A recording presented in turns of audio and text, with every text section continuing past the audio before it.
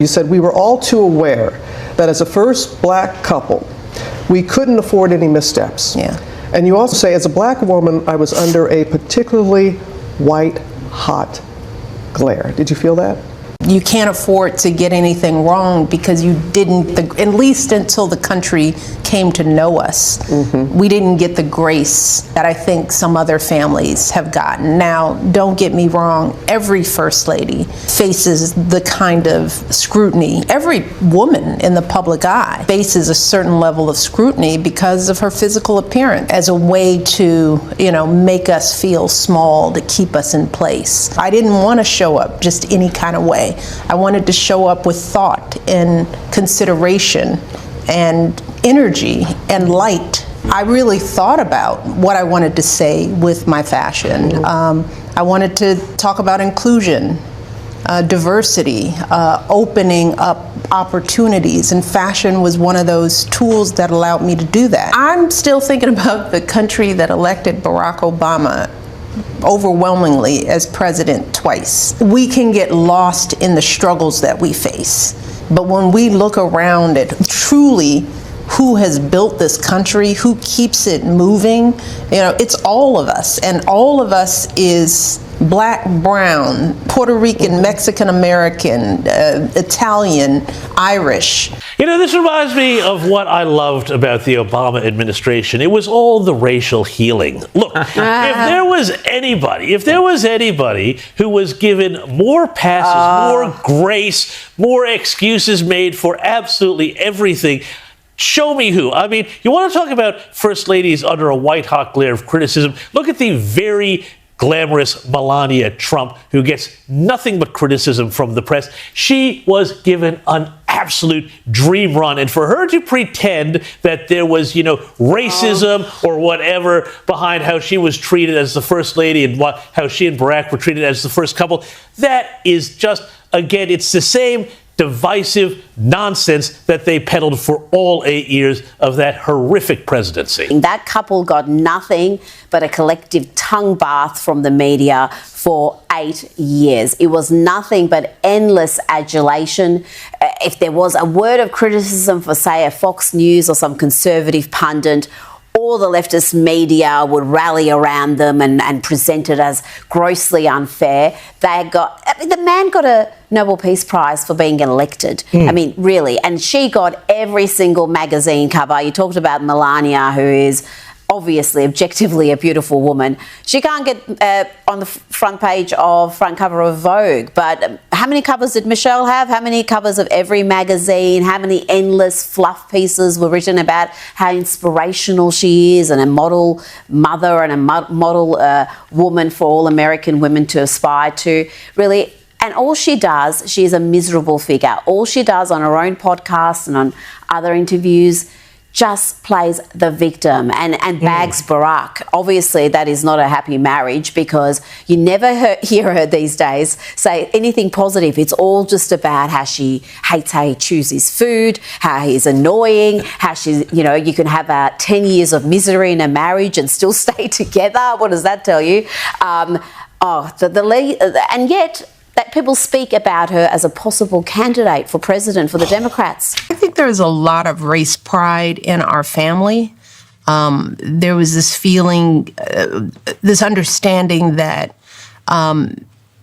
because of people's prejudice, there would be a lot of white people that would underestimate you, that would mistreat you, that would assume things about you. Our family, our entire family on both sides, really smart, talented, gifted people. To have a family that big, but all working class people, right? So we lived among sort of real, regular excellence. I mean, people who were teachers and who were engineers. All of our cousins were people who were expected to do well in school. So we were taught, no one's better, smarter than you. You're capable. My father was that voice for a lot of our cousins if they didn't have that kind of energy in their lives. It was always like, you got this and you know what you're doing. So in our home, there was race pride. But when you live when we moved into South Shore, into Robbie's house, our Aunt Robbie's house, most of my neighborhood friends were white kids. Rachel Dempsey and Susan Yacker and Sophanat Consapant, who was a Korean girl because we lived by a hospital and her mother was a nurse. So it was a very mixed, the Stewarts who were, they were a black family but could pass for white. I mean, it was just sort of some of everyone in the neighborhood. Miss Mason, who was the little old white lady across the street, and our neighbors were the Mendozas, the Mexicans, it was sort of everywhere, all around us. And everyone got along. Neighbors knew one another. We played with each other. I went to Rachel's house and for lunch but then one year, it was like the lights went off for the white people and they were gone without a trace. Sociological occurrence of what happens in communities when black people sort of start making their way up socioeconomically and can buy homes or rent homes in neighborhoods that are predominantly white. So instead of white people accepting it, they sell their homes en masse. There's a sort of undercurrent of we better get out because these black families coming in are going to ruin the neighborhood and bring down property values. So you better sell now and go further south into the southern suburbs. And so when you're young, you kind of know something is going on. It's not like we were sitting around the kitchen table talking about white flight. But what you do know and you take in as a child is like, these people are running from us. It's like my dad, who is this, amazingly kind and generous person who would have been good for a lot of these people's kids, these white folks' kids, to get to know and be around us, who turned out to be who we were, and we were always going to be that. You're running from us.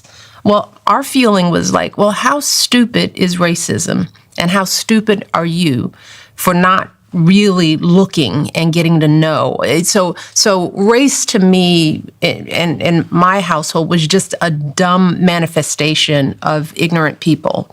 But we were taught to keep moving through it. In our house were always conversations. Yeah. It was discussions. And you knew when your parents were disappointed. You knew when you had struck a nerve. And it was never about, just making a mistake or, it was about thinking in a way that felt oppressive, internally oppressive. They didn't like that kind of thinking in us. They wanted us to feel our own power. They never wanted us to surrender the way we thought about ourselves to the rest of the world, because they probably understood that they knew that we couldn't be so locked into what the world would say, because the world was grounded in racism. Yeah. And that, a little black boy, more so, even my brother, they were probably more concerned. That's all for today. Thank you. If you want global news to keep you up to date on any new developments, please subscribe our channel